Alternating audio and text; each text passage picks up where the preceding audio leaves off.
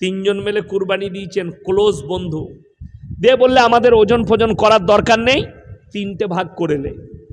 এই তিনটে ভাগ করেছেন, তিনজনের মধ্যে একজনের যদি মনে মনে হয় সালা ওই দিকের ভাগটা ভালো আছে আমি ওইটাই তুলবো, তিনজনারই গেল গোলমাল। সামনে কুরবানি আসছে, আমাদের যে হাজি সাহেবরা আজকে কত তারিখ, 11 তারিখ, 9 তারিখ থেকে ফ্লাইট উড়তে শুরু করে দিয়েছে হাজি সাহেবদের। প্রথম ফ্লাইট চলে গেছে 9 তারিখে, এরপরে জানি না আরও রুটগুলো আছে। যে সমস্ত দেশ বিদেশ থেকে হাজি সাহেবরা মক্কায় একত্রিত হচ্ছে, আল্লাহ তাদের সকলের হজকে কবুল করুক, বলুন আমিন। আল্লাহ তাআলা তাদেরকে সহি সালামত রাখুক, তাদের পরিবারের কাছে হজ, ফরজ হজ আদায় করার পরে তাদেরকে আল্লাহ বাড়িতে ফিরিয়ে দেন। আগামী সম্মুখে আমাদের কুরবানি আছে, আল্লাহ আমাদের সকলকে কুরবানি ঈদুল আজহা আদায় করার তৌফিক দান করুক, বলুন আমিন। কুরবানি শব্দর অর্থ হচ্ছে ত্যাগ। ত্যাগ কোন জিনিস ত্যাগ করবেন? অহংকার, লোভ, লালসা।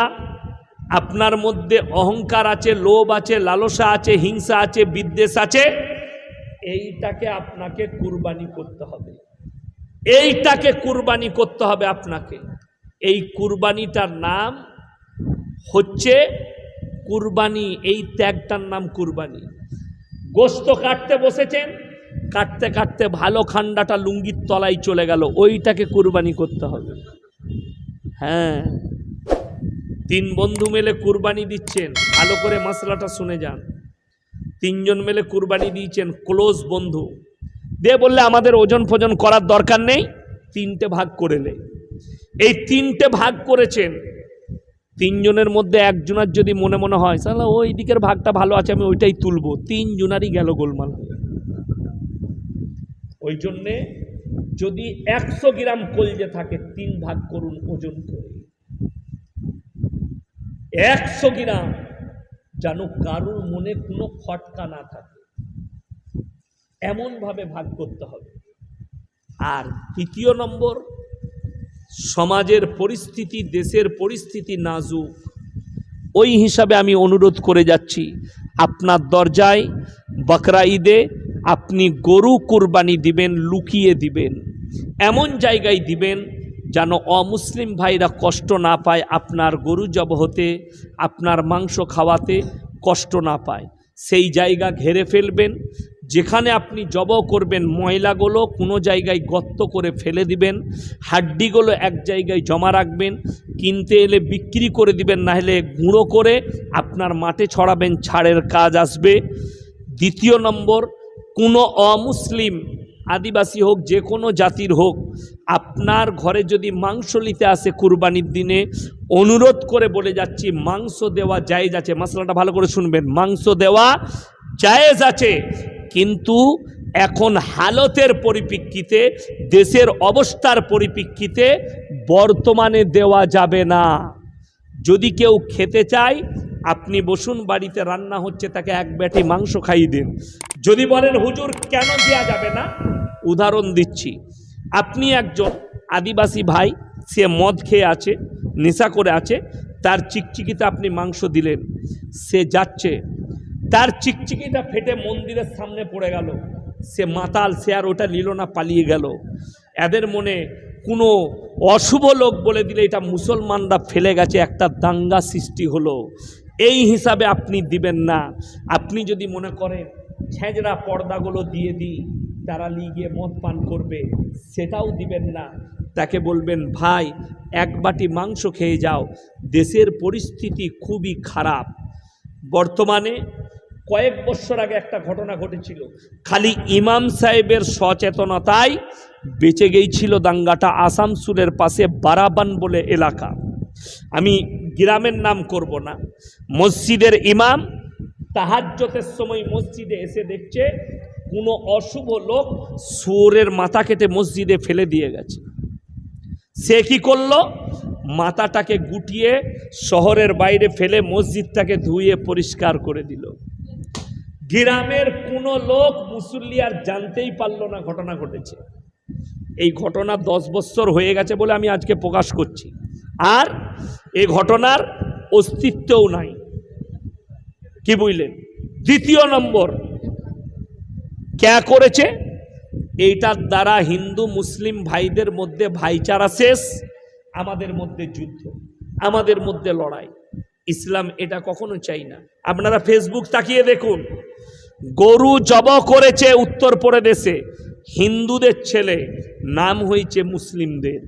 যোগী আদিত্যনাথ জিকে মারার হুমকি দিয়েছে কে? দুজন অমুসলিম ছেলে মুসলিম নাম রেখে। তারা যখন ধরা পড়েছে, জেলে গেছে, পরীক্ষা করে দেখছে এই দুটো মুসলিম ছেলে নয়। তাদের বাড়িকে ডজার পৌঁছে গেছিল, যখনই দেখেছে মুসলিম নয়, ডজার ঘুরে এসছে। আল্লাহ বিচার করবে। যারা আমাদের নামে মিথ্যা অপবাদ দিয়ে বদনাম ছড়াচ্ছে, তার বিচার আল্লাহর কাছে দিয়েছি। আল্লাহ তুমি বিচার করবে। এখনো আসেনি নাকি বক্তা? নিয়ে এসো, তাড়াতাড়ি নিয়ে এসো। আমার ভাই, ওই জন্যে আমি অনুরোধ করছি আপনাদিকে যে সবাই সচেতন হবেন। হবেন তো? জোরে বলুন ইনশাল্লাহ। হ্যাঁ, চামড়া যদি 100 টাকা বলে, চামড়াটা পুঁতে দিবেন, দিয়ে পকেট থেকে 50 টাকা চাঁদা দিয়ে 500 টাকা দিবেন। কথাটা বুঝতে পারেননি? আপনার কাছ থেকে আপনার চামড়াটা 100 টাকায় কিনে হারামখোররা 5000 টাকায় বিক্রি করছে চাইনাকে। কষ্টটা ওই জায়গায়। কেন? কিছু হারামখোর জানে যে এই চামড়ার টাকাটা মাদ্রাসাওয়ালারা পায়, গরিবরা পায়, তাদের কাছে যেন না পৌঁছায়। আমি আমার এলাকায় বলেছি, চামড়া যদি 100 টাকা দাম বলে, চামড়াটা মাটিতে পুঁতে দাও। তোমরা 20,000-এর গরু দিতে পেরেছো, আর 50 টাকা করে দিতে পারবে না? 5 7 35, 350 টাকা দিয়ে দাও, কাজ মিটে যাবে। ওই জন্যে আমার ভাই, আপনারা আমার জন্যে দোয়া রাখবেন, আমি আপনাদের জন্যে দোয়া রাখবো। আপনারা সকলে আমার মাদ্রাসার জন্যে দোয়া করবেন, আমার জন্যে দোয়া করবেন।